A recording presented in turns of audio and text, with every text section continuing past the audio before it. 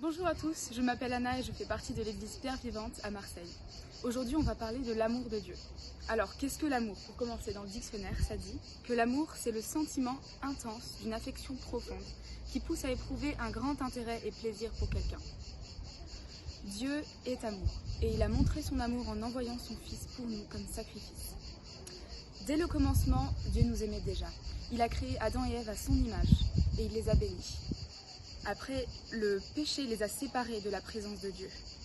Mais même en les chassant du jardin d'Éden, Dieu les aimait encore et il désirait encore être avec eux et les sauver. Nous avons été créés et sauvés par amour. Et je pense qu'on peut affirmer que l'amour de Dieu est la base de notre existence et la base de notre identité. Mes parents se sont séparés lorsque j'avais 8 ans. Et au départ, j'ai eu un sentiment d'abandon et l'image du père m'était erronée. Je n'avais pas toutes les bonnes fondations requises pour être assurée dans mon identité. Et 2 ans plus tard, je savais qu'il y avait encore un problème par rapport à ça dans mon cœur.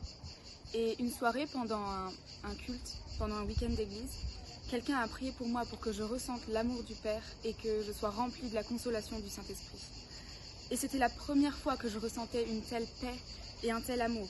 C'était vraiment puissant, je m'en rappelle encore. Et à ce moment-là, j'ai réalisé que j'avais un Père parfait dans les cieux, qui ne m'abandonnera jamais et qu'il sera toujours là pour moi. Et l'amour de Dieu, je pense, aura été la base dans le commencement de mon cheminement. Et j'ai vraiment réalisé que d'abord Dieu m'a aimée, il a envoyé son Fils pour me libérer. Et aujourd'hui, je suis remplie de son esprit. Alors j'ai su qui j'étais vraiment au fond. Je suis enfant de Dieu. Dans Luc 15, au chapitre 11 à 24, on peut lire l'histoire du fils prodigue. Je pense que vous la connaissez déjà. Il y a un fils qui demande son héritage à son père et qui s'en va pour faire sa vie dans le monde et faire tout ce qu'il veut. Et il s'égare complètement du droit chemin. Et lorsqu'il n'a plus rien, qu'il est dépourvu de tout espoir et qu'il revient chez lui, il s'attend à devenir l'esclave de son père, à devenir un serviteur. Pourtant, son père était là à l'attendre, les bras grands ouverts, remplis d'amour.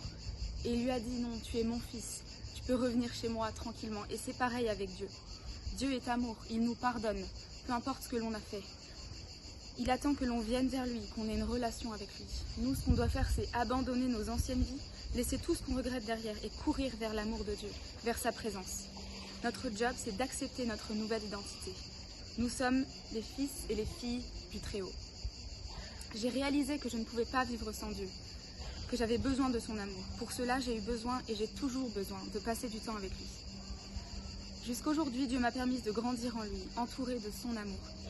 Il m'a donné une identité de fille en lui, également basée dans l'amour, pour que je puisse être comblée et que je puisse porter du fruit. Nous sommes tous bénis et remplis de la grâce de Dieu une fois qu'on a donné nos vies à Jésus, pour accomplir des choses merveilleuses, pour son nom, pour sa gloire et pour son royaume.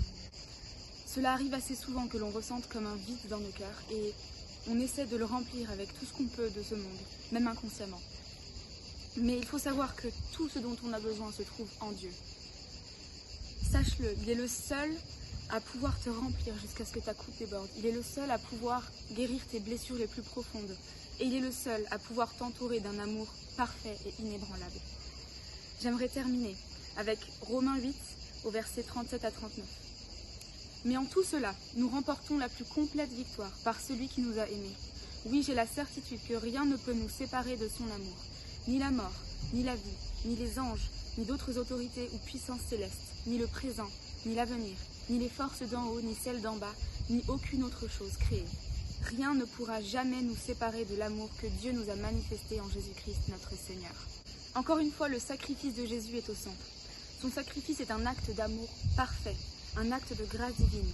Et rien ne peut ébranler cet amour si puissant. Une fois que notre vie est enracinée dans l'amour du Père, rien ne pourra briser cette relation. Soyez bénis.